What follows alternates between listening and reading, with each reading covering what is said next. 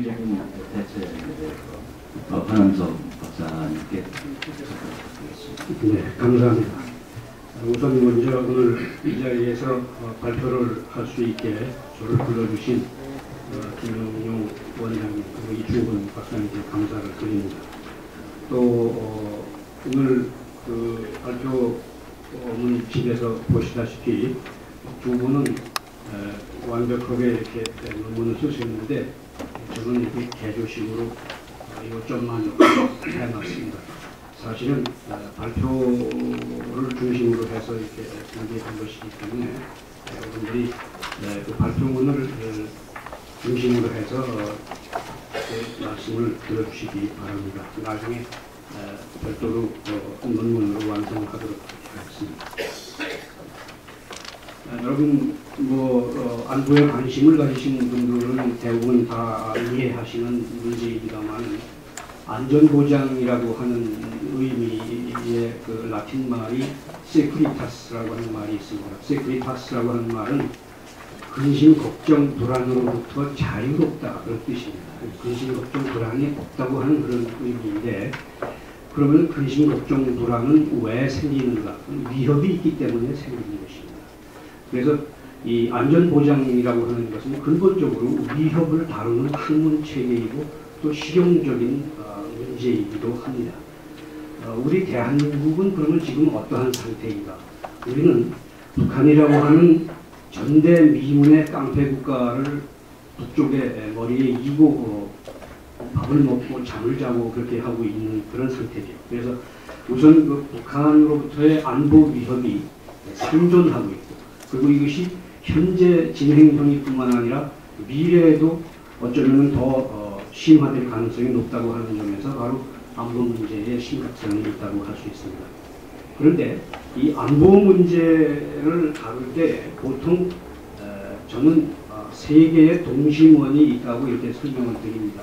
그 세 개의 동심원 맨 중심부에는 방위, 디펜스라고 하는 개념이 있고 그 디펜스의 예구하게 억제, 디터런스라고 하는 개념이 있고 그 바깥에 세 번째 동심원에는 이 환경 조성, 이게 이제 영어로는 environment shaping이라고 합니다. 그러니까 바로 안보에 유리한 그런 여건을 조성하는 것이 바로 이 environment shaping인데 외교라고 하는 측면은 바로 이 맨 바깥의 동심원의 environment shaping을 주로 다루는 것이고 또 그중 일부는 두 번째 동심원에 있는 억제 문제까지도 일부 좀 다루는 그런 측면이 되겠습니다.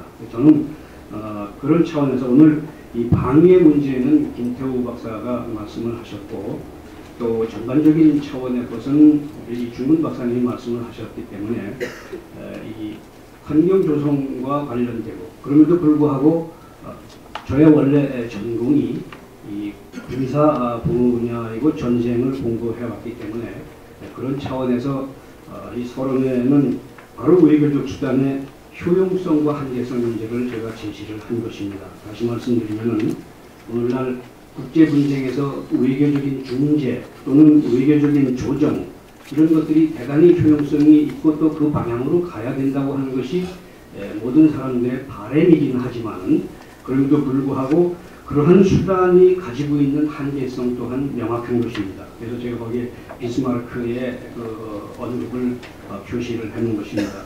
군사력의 뒷받침이 없는 외교는 은행 잔고 없는 수표 발언이나 마찬가지입니다. 이것은 만고의 우리가 비단화 들을 얘기라고 생각을 합니다. 그리고 이제 오늘 사실은 제 얘기의 핵심은 무엇이냐면은 이런 차원에서 북한으로부터의 위협을 다루기 위해서 우리가 어떻게 해야 되겠는가. 저는 대단히 중요한 역사적 전환점에 우리가 서 있다고 생각을 하기 때문에 그야말로 지금까지 어떤 정책을 썼든지 북한에 대해서 우리가 어떤 보수적인 압박 정책을 썼든지 아니면은 진보적인 햇볕 정책을 썼든지 그런 것들을 이제 좀 접어놓고 아주 발상의 대전환을 해야 될 시기가 왔다. 왜 그러냐면 그 어떤 정책도 지금까지 성공적이었다고 볼 수 없기 때문에 이참에 한번 새로운 그 발상을 해보자는 뜻에서 여기까지 제안을 하려고 하는 것입니다. 제 얘기는 우선 먼저 이 동북아 정세에 대한 얘기를 먼저 간단히 조금 말씀을 드리고, 이것은 주로 중국 변수가 대단히 중요하기 때문에 그런 차원에서 초점을 맞춰 조금 말씀을 드리고, 그 다음에 북한 정세에 대한 얘기를 조금 간단히 말씀을 드리고, 그리고 가장 핵심적으로는 그러면 우리는 과연 무엇을 어떻게 해야 될 것인가 하는 그런 문제를 말씀을 드리고자 합니다. 우선 동북아 정세를 저는 제 나름대로 불안한 삼중기다, 그런 이름을 붙여봤습니다. 불안한 삼중기라고 하는 것은 우선 미국이 종전에 비해서 이 군사 대세가 상당히 약화되고 있다 하는 것을 우리가 들 수 있습니다. 미국이 경제가 침체되어 있고, 또 이라크 전쟁이나 아프간 전쟁에서 오랜 그 싸움을 하느라고 미국의 여론들이 지금 염전 사상 때문에 이 군사 대비 태세에 대한 그것이 많이 약화가 되고 있습니다. 반면에 중국은 우길 승천하고 있는 그 경제력의 바탕을 두어서 아주 군비를 대단히 증강을 하고 있고, 그러면서 한편으로는 또 이 북한이라고 하는 체제가 하루하루가 다르게 모순을 드러내고, 그리고 취약해짐에 따라서 그 호전성이 증대되고 있다고 하는 이런 세 가지의 불안한 삼중주가 한반도를 둘러싼 동북아의 정세를 한마디로 표현할 수 있는 얘기다, 이렇게 말씀드립니다.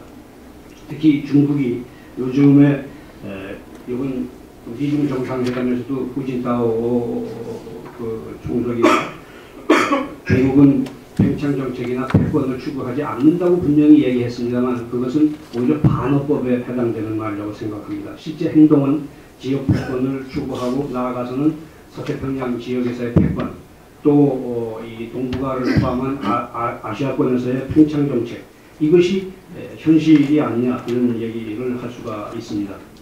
그 다음에는 이제 중요한 얘기가 하나 있는데요. 한반도 정세와 관련해서 중국은 사실상 지금 북한을 확실한 위성국으로 만들어가는 과정에 있다, 저는 그렇게 판단을 합니다.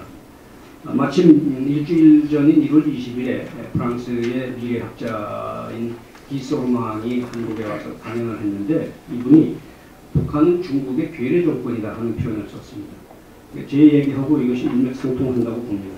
지금 이 지구상에서 어떤 나라가 어떤 나라의 위성국으로서 존재하는 국가는 사실 명백하게 북한밖에는 없습니다. 북한이 아무리 자기들이 주체를 외쳐도 현실은 중국의 위성국으로 되어 있습니다. 제가 거기 몇 가지 이 수치를 그래서 적어놨습니다. 북한이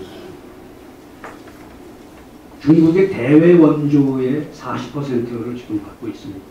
북한 무역의 70%, 생필품의 80%, 어떤 학자는 생필품의 98%라고까지 얘기합니다. 그것이 중국제입니다.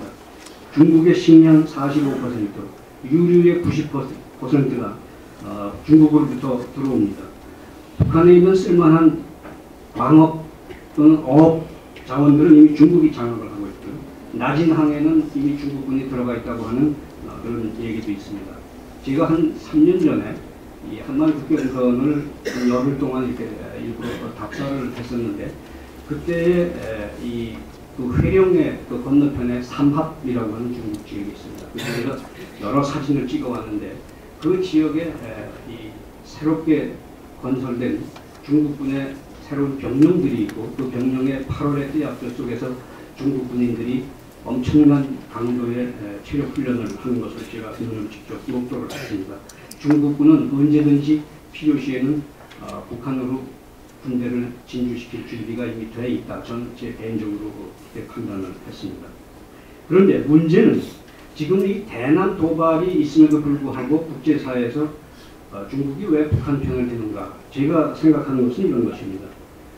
오히려 북한이 대남 도발을 통해서 국제사회로부터 비난을 받고 고립이 심해질수록 중국에 대한 의존도가 그만큼 커지기 때문에 중국의 입장에서는 어쩌면 그것이 내심 바람직스러운 일로 볼 수도 있다고 하는 것입니다. 자기에 대한 의존도가 높아지면 높아질수록 위성국화하는 과정에서 더 유리하기 때문에 그런 측면도 사실 있지 않겠는가, 그런 것이 제 생각입니다. 그리고 지금 북한 정세는 어떤가? 사실상 북한은 3대세에서 아까 얘기도 나왔습니다만, 제가 볼 때는 김정일이가 죽게 되면 앞으로 2년 내지 3년 후에 죽을 것이라고 하는 것이 미국의 의료계의 전반적인 그 추산입니다만은 아마 세세는 순탄치 않을 것이다 하는 것이 제 결론이고, 또 그 과정에서 우리가 눈여겨봐야 될 것이 이제 북한 핵 문제하고 또 급변 사태와 관련된 문제입니다. 저는 오래전서부터 북한이 핵무기를 절대로 포기하지 않을 것이라고 하는 것을 누누이 주장을 해왔었습니다. 핵무기는 그 사람들의 말에 의하면 자위적 무장력이고 인민의 금지라고 얘기합니다. 아까 어떤 한 분은 적과 통일의 수단이라고 말씀하셨는데, 역시 그것은 또 하나의 기둥이겠죠. 두 개의 기둥은 자기가 망하지 않는 수단으로서 그것이 필요한 것이고, 조금 더 나아가서 보자면 적과 통일의 중요한 수단이 될 수도 있다. 그래서 두 가지 측면이 다 있는 것이다, 이렇게 말씀을 드립니다.